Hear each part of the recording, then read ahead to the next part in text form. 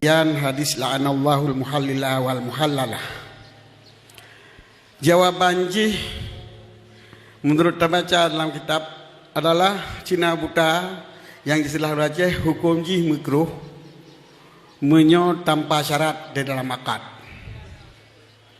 Tetapi menona syarat dalam akad, syarat tali ataupun syarat putus hubungan ataupun syarat menteng yang berkahwin dengan elong, liah ni watak, kahlia kelaku pun tali. Dalam akad ke berkat syarat, nya hukum ji hana sah, hana dan batil. Ilat dan pertama kata-kata la'ana dengan kata-kata muhallil itu na dua pengertian. La'ana na mana hakikat dan namanya majad. La'ana muhallil pun na mana hakikat dan mana majad. Menyo laknat pada zahir makna ji adalah haram hukum.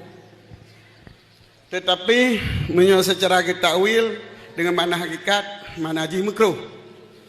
Muhallil makna zahir adalah sah buat konyan. Nikah sah, watak sah, kemudian nikah lelaki pertama sah. Watak kita lihat konyan dan lalu edah. Tetapi makna yang hana zahir itu makna majad. Muhallil iaitu muridut tahlil. Orang yang iradah untuk berhalil kegop yang hakikat roh hana halil. Maka di antara duanya menyo tak apa mana hakikat mandua nyo agak bertentangan. Sebab sah nikah, sah watak, olehnya sah talak, sah nikah le pertama, pupa sah haram. Maka oleh mazhab Syafi'i menyo mana muhallilnya mana hakikat berarti la'ana itu adalah mana majad iaitu makruh.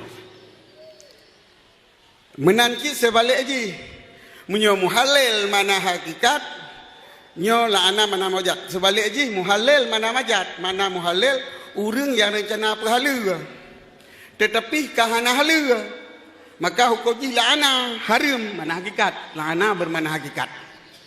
Ikan jelas? Jadi la'anal muhallila wal muhallalalah. Haram bagi orang yang pegat rencana halia gop, iaitu dia menikah secara lamakat. Yang haram hukum ji, yang laknat di sana. Makruh bagi orang yang pelaku halia kegop. Pakai makruh lantaran sisatil umur dia pegang kitab. Yang adalah pekerjaan yang hina.